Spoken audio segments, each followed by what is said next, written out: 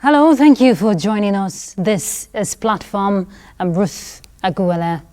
It was a roller coaster journey in Nigeria's quest towards switching from analog to digital broadcasting. For years, the anticipation kept fluctuating as Nigerians waited for a major shift that would shape digital broadcasting in the country. On June 17, 2026, it became a reality as the federal government formally launched the long-awaited digital switchover program with an expectation to reach 40 million homes, unlock over 600 billion naira in economic opportunities, create jobs, and expand access to quality broadcasting services across the country.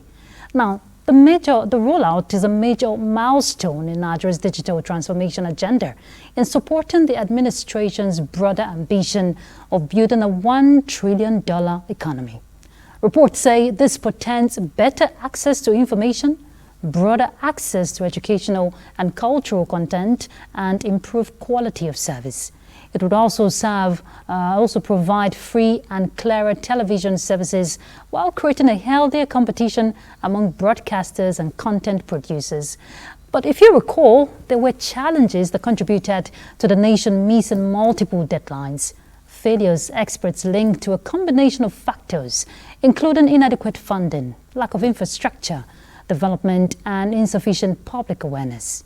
The question is, how will the next phase unfold with focus on achieving nationwide coverage through satellite transmission that is leaving no one behind in experiencing the same digital television content? So our focus on Platform, putting the spotlight on the prospects of Nigeria's digital switchover. And our guest is the Director General, National Broadcasting Commission, Mr. Charles Ebuebe. Thank you so much for being here. Thank you. And congratulations to Nigeria. Yes. Thank you. Okay, so before we bring in our panelists, I would like to take you through the profile of our guests. Mr. Charles Ebuebe is a legal practitioner, broadcast executive, and media policy strategist. He has over 2 decades of experience in broadcasting regulation, digital broadcasting, intellectual property, media commercialization, content acquisition, platform management, and public policy. He has played a significant role in advancing Nigeria's transition from analog to digital broadcasting and shaping the nation's evolving media landscape. Mr. Ebuebe holds a Master of Public Administration from Miva University and a Bachelor of Laws degree from Edo State University. He is a member of the Nigerian Bar Association and the Intellectual Property Law Association of Nigeria. He has served as Chief Executive Officer of InView Technologies Nigeria Limited, where he led the delivery of digital switch-over projects and broadcast technology solutions. He also held senior leadership positions at Continental Broadcasting Service, TVC, including Group Head of Legal and Head of Channels and Content Acquisition, overseeing program licensing, content rights, and regulatory compliance. Since assuming office, that's in 2023, he has driven reforms aimed at accelerating the digital switchover program, modernizing broadcast regulation, and strengthening content standards. Well done. Thank you. All right, and our panelist on the platform today is a journalist from Trust TV, Mr. Ethan Ekman. Thank you so much for being on the platform. It's my pleasure to be here. It's our pleasure to have you here. So, DG, yes. I must congratulate you once again, especially when we look at what Nigeria has achieved over time. You know, it was a struggle. We missed the deadlines, yes, which was not deliberate. We saw the bottlenecks, and of course we saw reasons in the aspect of, you know, infrastructure, funding gaps and all of that. But now we're able to attain that June 17. Yes. Can you take us through the journey? When you came on board, you know, what were the steps you took? I know it's a joint collaboration, but what were the steps the NBC took to where we are today? Okay, so if you permit me, I would start a little bit before my time in the NBC. Great. So I have been part of the DSO switchover right from the launch in Jos, okay, you know, and, you know, I was there from the inception, saw all the issues, regarding transmission, funding, and all of that. Stakeholder engagements where I saw that we were focusing more on technology, more than having a return on investment for the stakeholders, whether private or government itself, and we focus more on the technology to the detriment of having, putting together a model that is sustainable, So having learned all these lessons prior to my time, I wasn't envisaging I would be at the NBC at any point in time.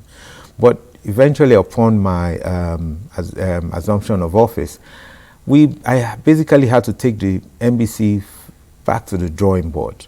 So what we did, we spent some time, deeply studying the different models that has, for countries that has transited, we spent time reviewing the processes they did. We looked at Freeview in the UK, we looked at, the model in Italy and in some European countries. And we found out we had to come back and try to domesticate it, to try to see where our challenges lie, where the risks lie, and what were the opportunities. And it was all of that. It took some time because, stakeholders were always asking, what is the NBC doing? Are you not going to switch over? There have been many missed deadlines. At the point I took office, we had launched the DSO in terms of digital terrestrial transmission, DTT, in 8 states. And yet we found that one of the challenges was that it was concentrated on the cities. And you would not blame the stakeholders because they were looking for return on investment.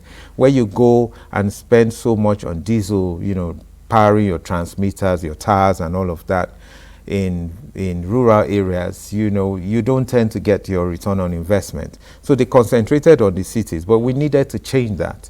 So, all in all, we had to look at certain things which we had to approach the president, as a plan, basically, through the minister, to say these are the interventions that needed to be made, for us to address the DSO and get an ecosystem. So rather than concentrate on technology, we're looking at the ecosystem. And what do I mean by that? What are the things you need to put in place to make it sustainable? For example, if you look at, we've launched the DSO, but what we're working on are those other issues that or items that need to be put in place. One of them, we need to have a national call center. That's, you can call in any of the 3 major languages, in Pidgin or in English, and you would, have any of the issues addressed. And something else that we introduced, we found out that one of the challenges was attaining the box itself. Now, the box came with a lot of services on it that, with the dollar exchange rate and knowing the fact that most of this was imported, it would become out of reach of the average man, which is against the intent. So what we did was that we removed all those services like encryption, subscriber management software. Which the former boxes had, the inscription. Yeah. So right now, the boxes are affordable. We had it stripped of all those software services, and we decided majorly to change the model. So as the name speaks for itself, free TV, we decided to make it free. And the intent was, let us have a mass distribution across Nigeria. It doesn't matter whether you're rich or poor. It's a one-off cost where you acquire a box, connect to your TV, and you're connected. As we speak today, in your village, in my village, any rural area, any urban center in this country, and beyond our territory, if you must know, the territory of Nigeria, you can connect.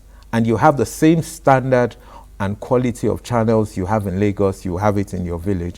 And in any rural area, that lifts up, the standard of information, education, and, people are enlightened. But that's, Okay, so I know we're going to get to the point where you get to break down how people can acquire these set-top boxes, because there are concerns, especially from rural areas, but I know E10 has a follow-up to that. Okay. Yeah, when you talk about you can acquire the box, you can go ahead and now I would like you to talk us through, like, I'm a rural dweller now, like you said, in our community, in your community, in my community. Exactly. Far away in southwest of Nigeria or south like that. So if you say acquire the box, are there places where I can acquire them? For instance, I live in a local government called Abuja in Cross River State. Okay. And my community is close to the local government. Am I going to get it there? Or when I get there, what do I ask for? What am I going to be given? How do I know that this is what I need to do to get free access to television?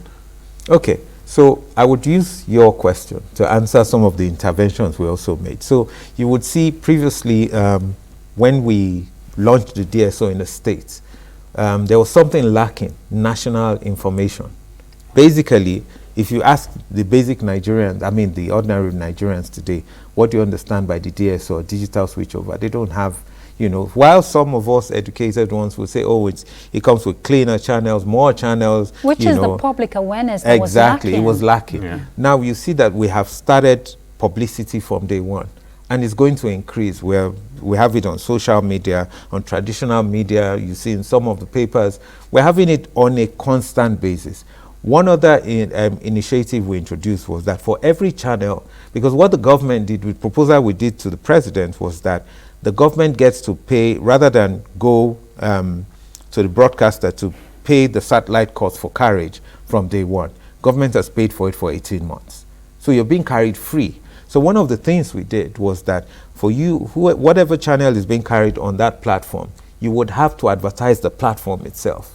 Right? Okay. So people get to know information about the DSO, you know. So coming back to your question, you would have seen a lot of information already out there about where to get the boxes, but we're coming out with it. We were held back with some litigation in court with one of the stakeholders, for which the minister intervened, called the stakeholders meeting, and that is being resolved as we speak. So very soon, in every state, you would have a location, you know, phone numbers where you can call and you have the boxes being sold and you can acquire with. We're also having a database, so we're even empowering the informal sector, if you will, where we have a database of dealers, installers rather, who you could call on and they will go install in your house or location, and it's a one-off cost and it's done. But I'm just looking at the narrative and the picture of what you're about to roll out. Right. If we're looking at the hundreds of millions of Nigerians and you want to cover every nook and cranny across the country at the same time, that's a lot you're going to be dealing with. Okay. So are you going to engage distributors? Are you going to, is it going to be, okay, you get to so points, that's where you can obtain, because that's what ETN is trying to find out. Yes. Okay, so I would answer that vis-a-vis our role as regulators, because that's a principal issue that has come up over time. Yes. And the question has been asked, is the NBC still a regulator or are we a platform operator? Okay.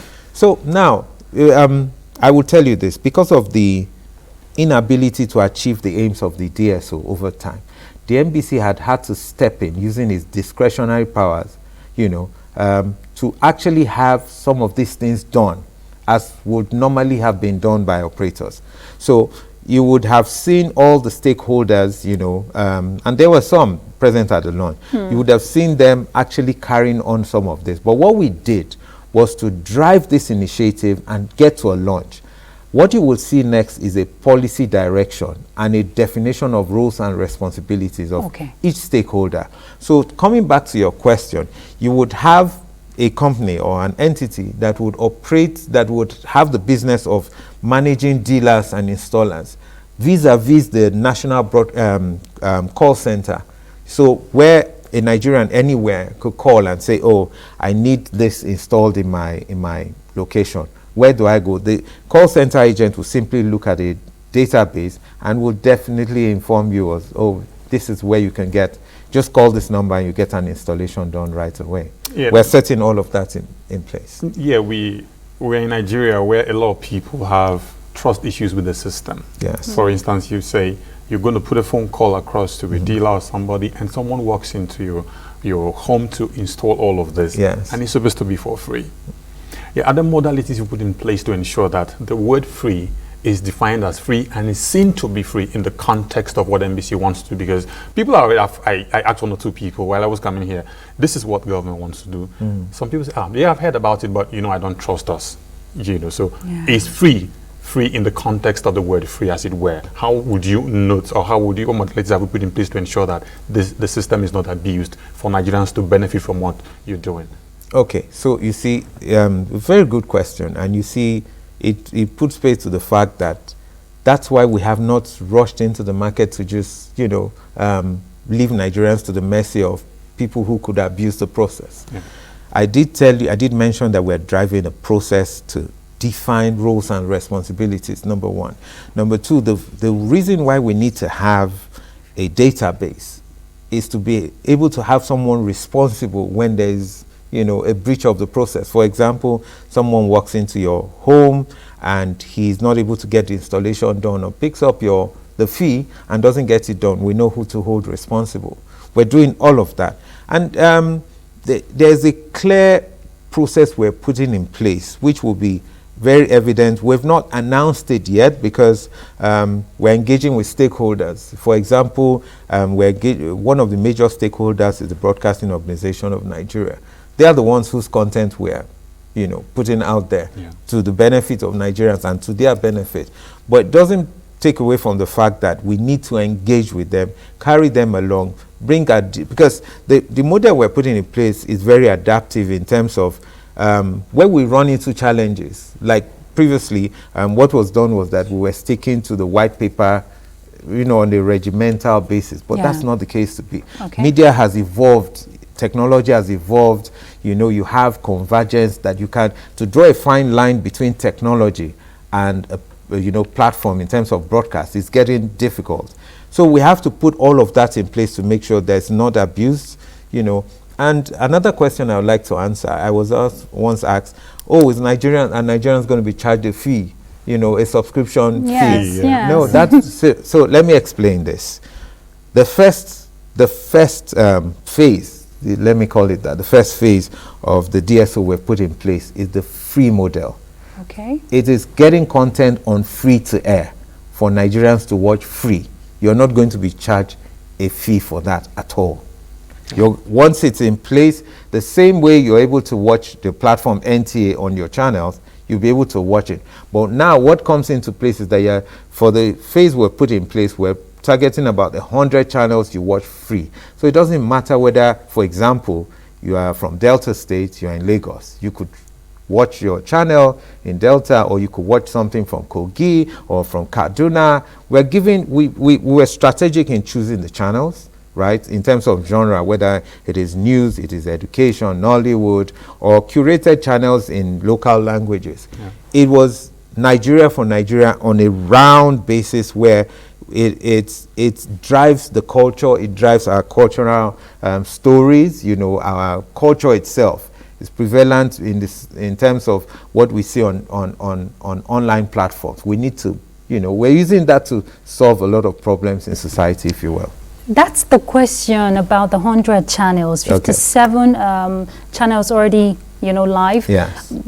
It's already opening platform for content creators. Definitely. And creating a room for competition to thrive. Yeah. So as a content creator, now I want to step into the whole project. Yes. What is my benefit? Because if Nigerians are not seeing, or investors rather, or people who will be putting this content there are not seeing what they will get out of it, why would I want to be part of it? Okay, so that brings me to answer another intervention which we did. Okay. So first thing we needed to solve, I'll give you a feedback, and then I'll answer the question. So you do know that one of the major challenges we've been having in Nigeria is the production of a thriving children's channel, if you will. Kiddies, teens, and all of that. We tend to import the foreign channels, and behind it is a culture that is foreign. Yes. And it tends to clash against our cultural nuances and our beliefs and all of that. Now, one of the content producers who is into content production sits in Lagos. All of a sudden, gets on the free TV platform and start getting calls from Kaduna, Kano, and all of that, we want to do this, we want to do that, and even having sponsors who are sitting outside Lagos where she is. This builds an ecosystem where we create distribution, we create visibility to your product. So previously, where you're limited, and the product is the content, where you're limited to a certain area, you get seen around the country. You have a new discussion when it comes to content advertising revenue, which is what we're targeting. You mentioned at the beginning. Yes, because there's a measurement scale exactly from advertisers. We are introduced the audience measurement. Proof of concept has been done in Lagos with over 6,000 homes, with panel setting, and we're measuring what people are watching. We would have scientific data which will be able to present to the industry for monetization of advertising revenue as against the diary system we're using today. Okay. We're putting in place a scientific measurement. You see, this is another anomaly we're trying to correct is this. What major stations and platforms do these days is they sell airtime.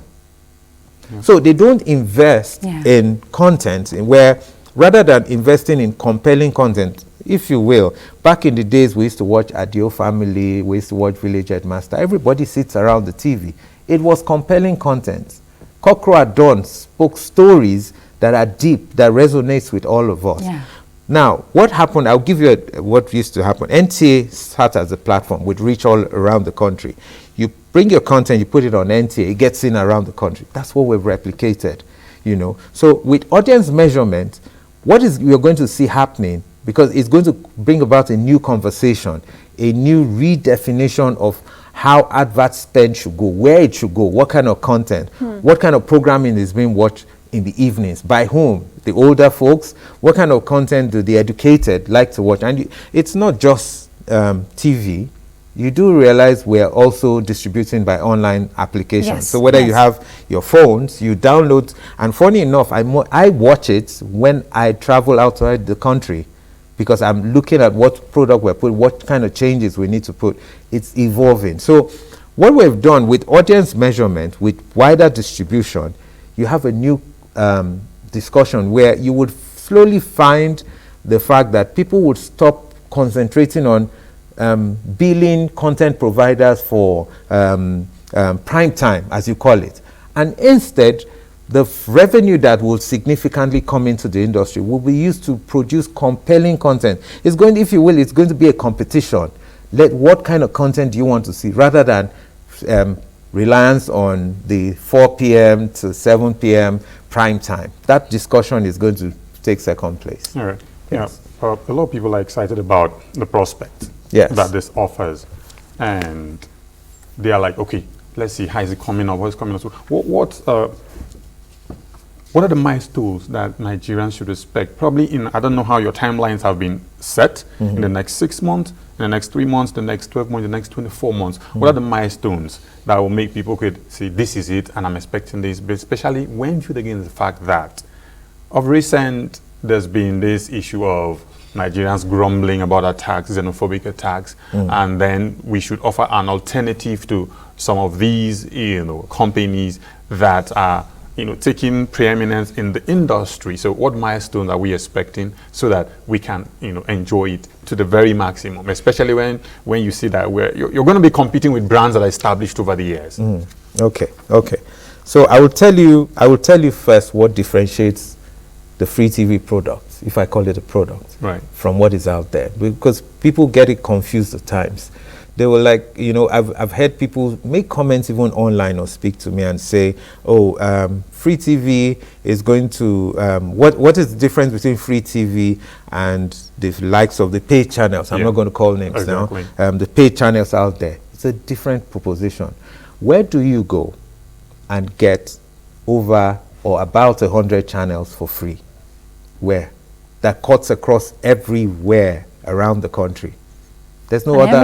We don't have a competition right now. We don't. Not just the genre, where you see you're able to carry channels around the country of such a significant number. Different genres, like you say, different cultural stories, different languages, and Nollywood, general entertainment, news from your state, all on one platform. It's a pipeline, if you will. I will use an analogy to explain this to you. When telephone was established back in the day, it was just for voice, But what do you have telephone doing? Telephone has taken the place of cameras. Telephone have taken the place of photocopiers, of fax machines don't even exist anymore. The software applications you have on it have basically given the telephone companies itself the run for their money. Do you understand?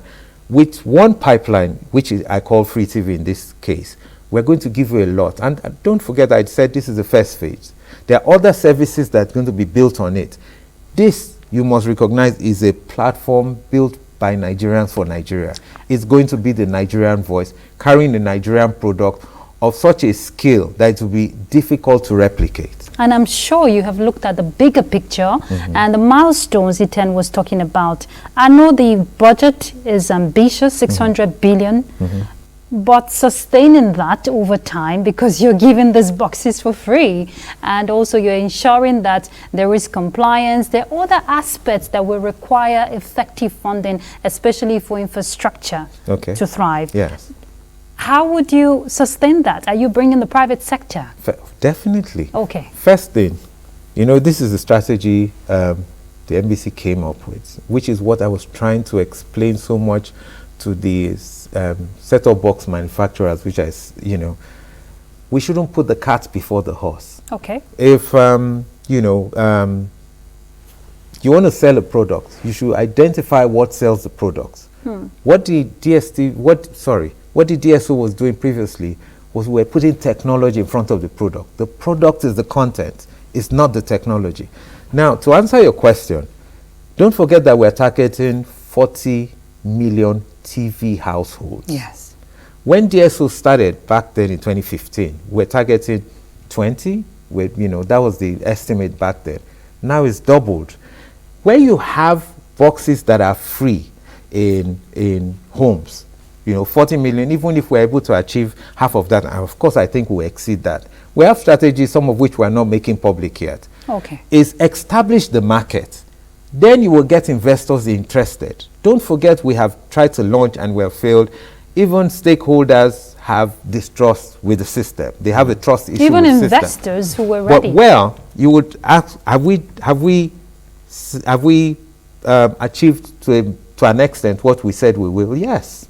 Because if we had waited to have the digital terrestrial spread around the country, we need about 160 towers. Right now we have only 8 for 8 states. When will we get that done? But going by way of satellites is first to cover the country. Then the other aspect, the intention of going by way of an application is to bridge the gap between the digital generation, if you will. You will agree with me, your little nephew, your daughter, your son, they're all on applications. That was done deliberately so that we will curate channels which they will be interested to watch. Like we talked about the Kiddies channel, right?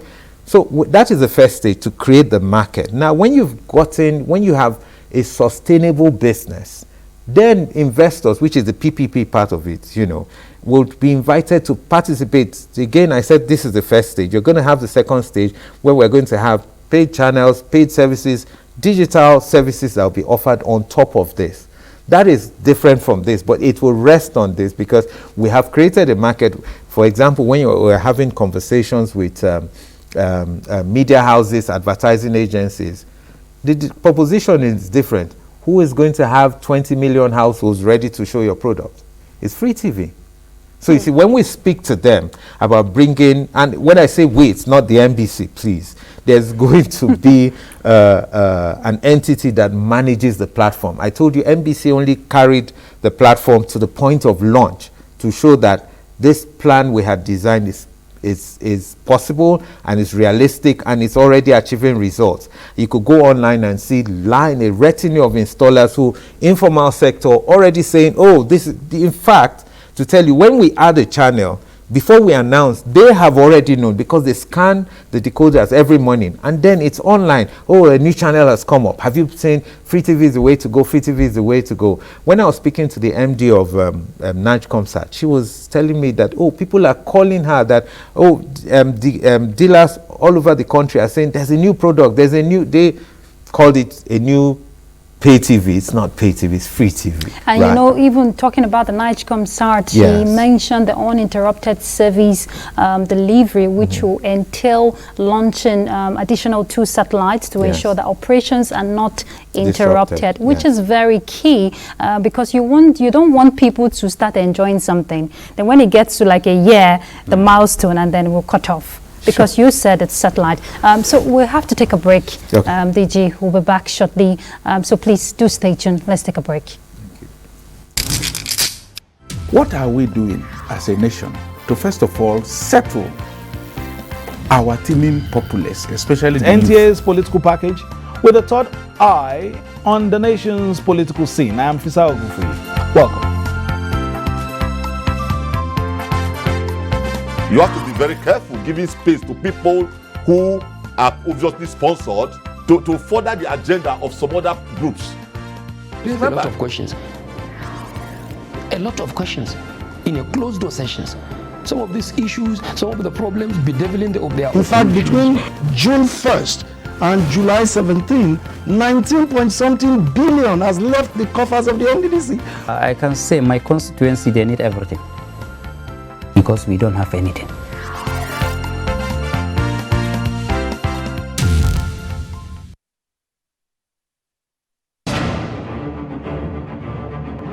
MFA for digital literacy is a bot that you can use, you can interact to learn more about digital literacy. Hello, it's our pleasure to have you join us on platform. I'm Ruth Aguwele.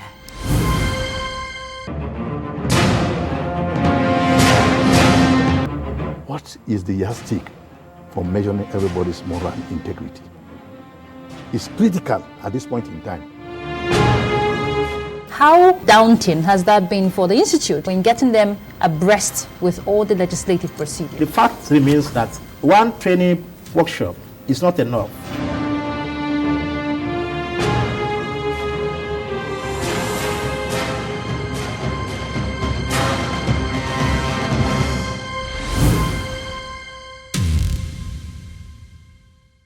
Thank you for staying with us. The conversation is on the prospects of Nigeria's switch to digital broadcast television, if you want to put it that way. And we have the Director General, NBC. Iten, you were going to pick up a question. Yeah, I was going to ask you, some people feel that this is going to be a replacement for pay TV in Nigeria. Is that the goal? Or is some sort of giving people more option, expanding the scope and the landscape of TV I'm in sure Nigeria? people understand that wolf know the wrong balance, right? So I would let you into just a little bit that you can build a free product and then have services run that fund what you're doing. So you're right. Everything is not at the end of the day free, but it's free to the extent you watch and all of that. When you build more engaging services on top of that, then people can have the option. They're not being compelled to take up those services. And there are things we have put around this whole the free TV project that will self-fund the platform. What the mandate the president gave to the NBC was to put in place a self-sustaining platform, and that's what we're trying to do.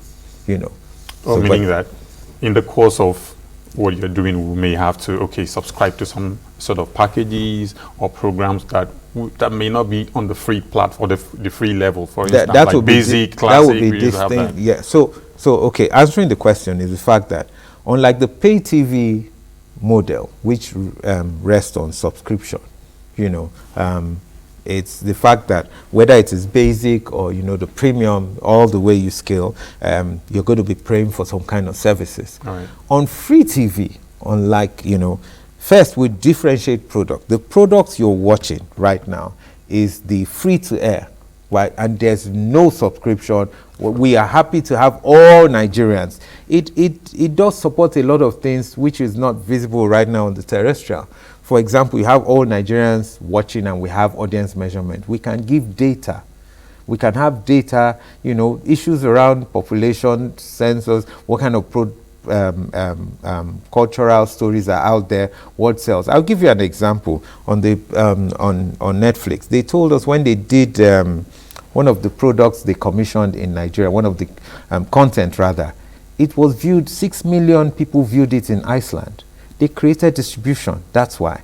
So we're trying to replicate that in a sense. That's why the app. Yeah, that's by the app. Okay. So now, when you have those boxes, we will carry pay services on it.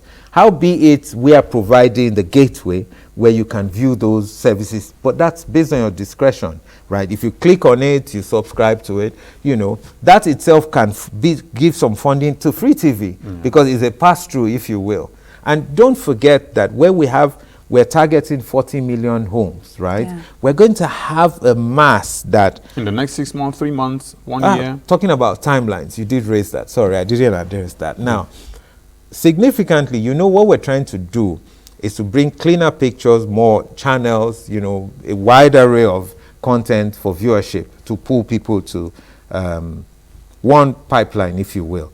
Now, beyond that, what we're trying to also achieve is to move people away from frequency, which is a valuable asset for the country, to the free TV platform, which with less frequency you can carry so much, and free up that, for digital services, telephone, we're going 5G now and all of that. There's so much value and revenue the country can get from that.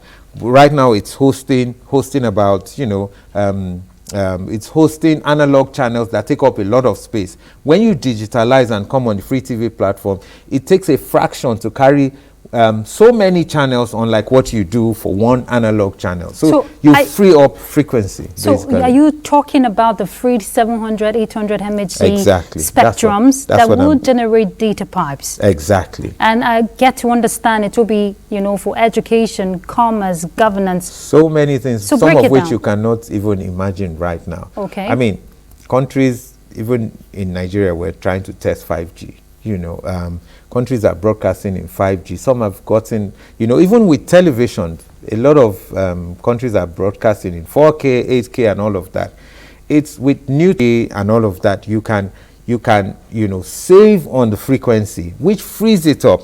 Now, there are so many services that could ride on that freed up spectrum, which could be auctioned by government, to not being sold, is leased really, to technology platforms to be able to run other services which will bring revenue by way of that lease initially to government, and subsequently by the services they run, whether it is a financial service, educational service. There's so much that will come on those free platforms at the end of the day. Earlier you mentioned the budget, 600 billion or thereabout, and that's a lot of investment from government. And people want to know how this will benefit the common man. Are jobs going to be created? What impact, for instance, a local family in the rural area, what will this benefit people at that level? You have Nigerians are unemployed and all of that. And this chunk of money, people expect value beyond I'm watching TV. So did you factor that, and how do you intend to achieve that? Okay, in answering that, I would also give you another example. What happened to Nigerian music? How did Nigerian music go global? If you talk about creativity, if you talk about our ability to produce sound, different, genres, different, Afrobeat as it is right now, where it has gone global, you will agree with me, it's the platforms which they rode on that took them global. We were not lacking in terms of that creativity when it comes to different types of music, but the world didn't see us. Now, with the advent of digital platforms, Spotify and all of that, Nigerian music was simply being put and sold in different jurisdictions. It got to a point, there's nowhere in the world you go that you would hear Nigerian music, whether it's in a lounge, a club, even on TV. Yeah. Now, what has happened, we have even noticed recently, is that Nigerian music, in terms of Afrobeat, is being adapted in other foreign languages. Same beats, just different, words, and it's still a sellout. So some people would even joke that even the music genre Amapiano, when Nigerians took it over and did their own remake of it, it sold more than the original. So we do not lack creativity at all. What we lack was distribution. Now, what happens, I will talk about it locally and foreign-wise.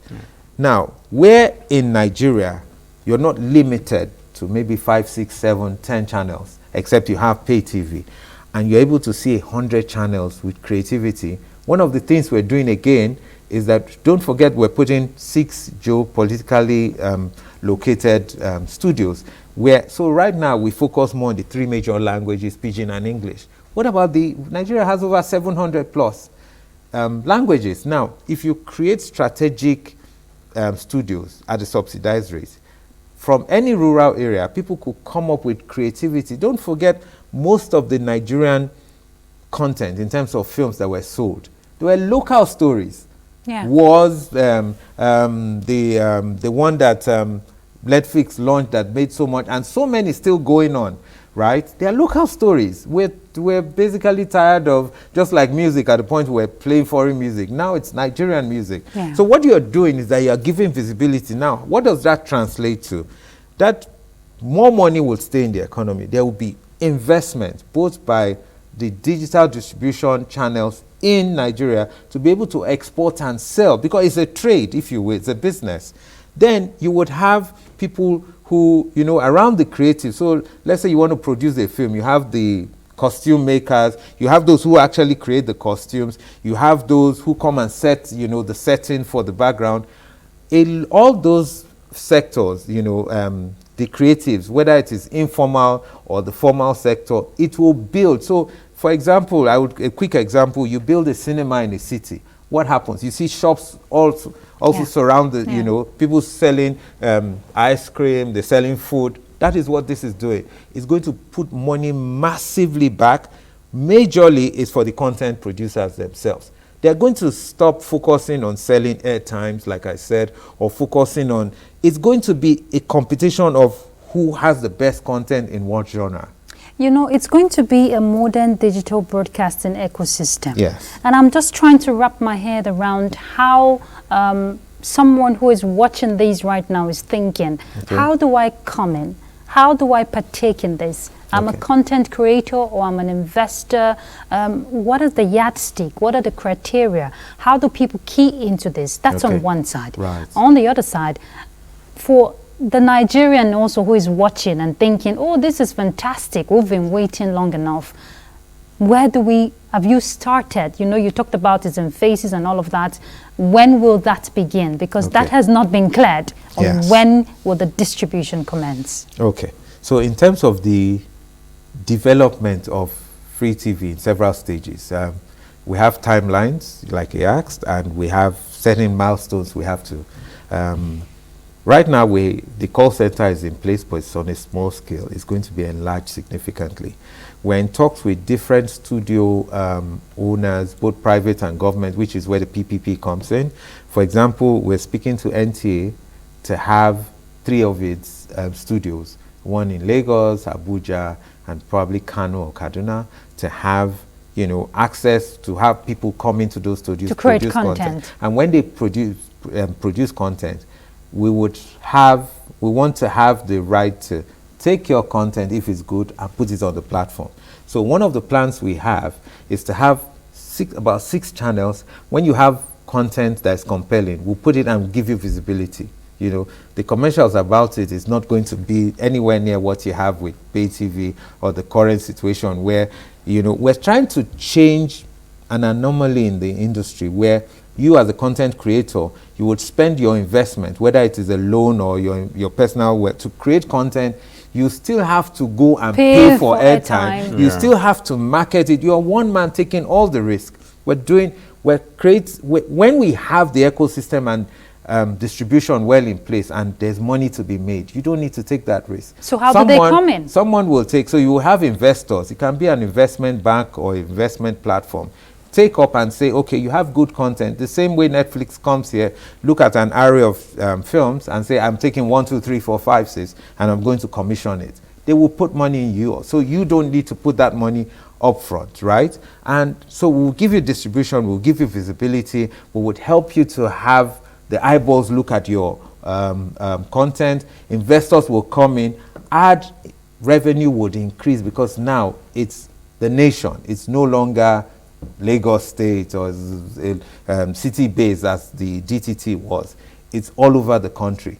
So it's a lot of money will come in. Now, talking about your content as a producer. How do I come in? You could come to the NBC if you have a channel right now. Okay. Right?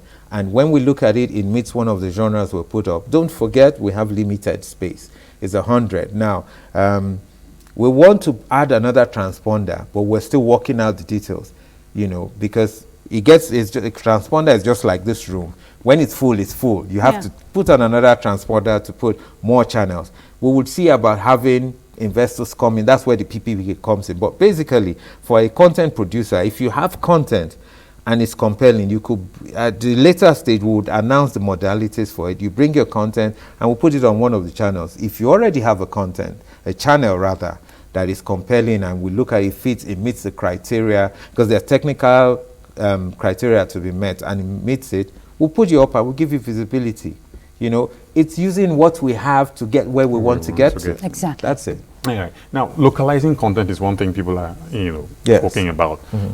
Culture these days is being shipped for our kids these days. Culture is shipped by foreign, information that we consume. Yeah. You go to households, kids rarely speak Nigerian languages and all of that. Yes. For a program like this, for this kind of stuff that is localized to Nigeria, are there strategic, intentional steps you're taking to ensure that we promote the culture of Nigeria, we make sure our children learn our culture, they can inculcate the values, the norms that our forefathers, passed on to us to ensure that the Nigerian culture stays alive? Okay. So one of the intentional things we did in terms of policy was that for you to be on free TV, you must have 60% local content. It is a standard where, now that intervention is strategic. One of them is to answer what you've just brought, to reinforce our cultural stories, our cultural and ethics, if you want, if you will, rather, instilled in our kids. But majorly, it is the fact that for you to be on that platform, you have to keep investing in local content. So you have to put your money back into the system to achieve that criteria. So I'll give you an example.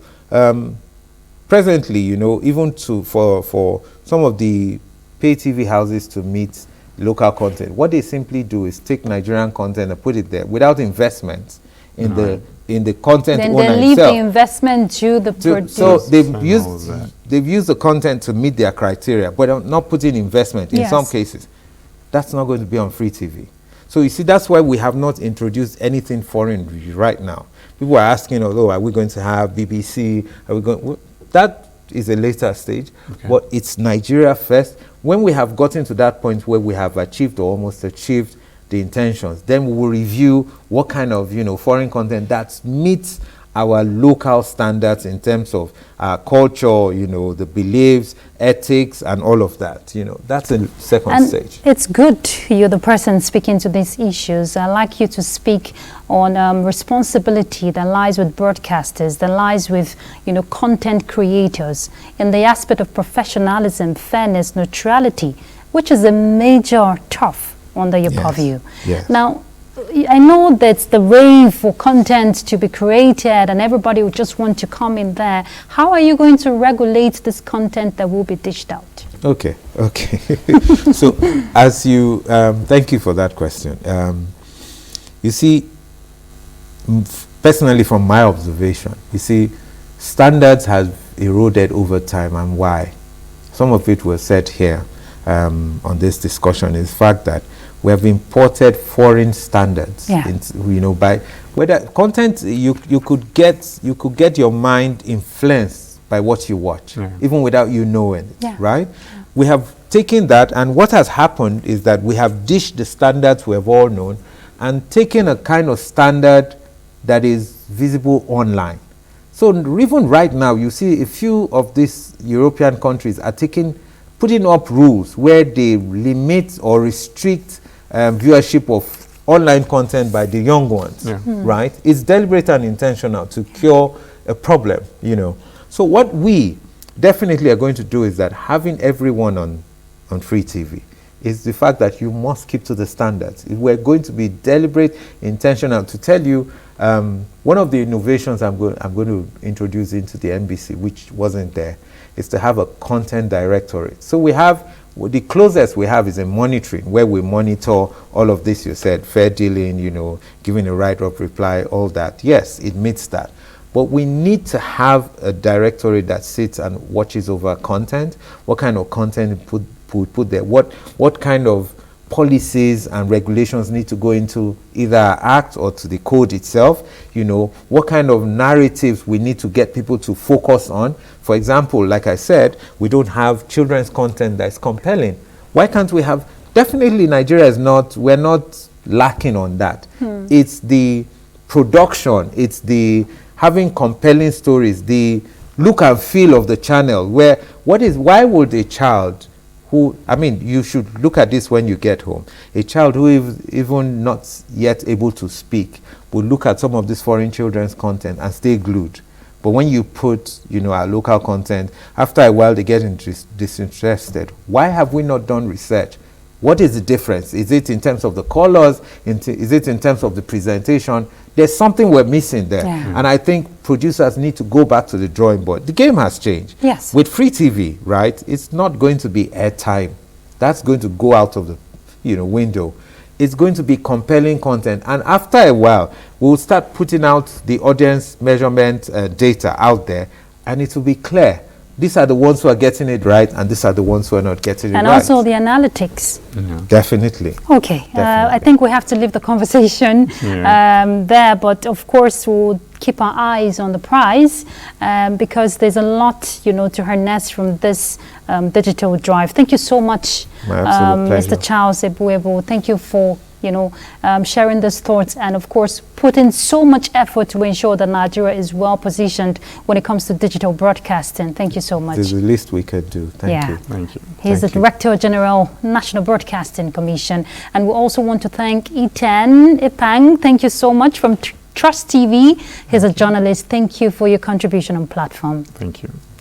All right, so we've been discussing the prospects of Nigeria's switch to digital broadcasting, if you want to put it that way. There is a lot, the potential is there, the opportunities are there. You are a content creator, a broadcaster, you want to key in, you know what to do. But Nigeria first should come to mind, and that's platform and Ruth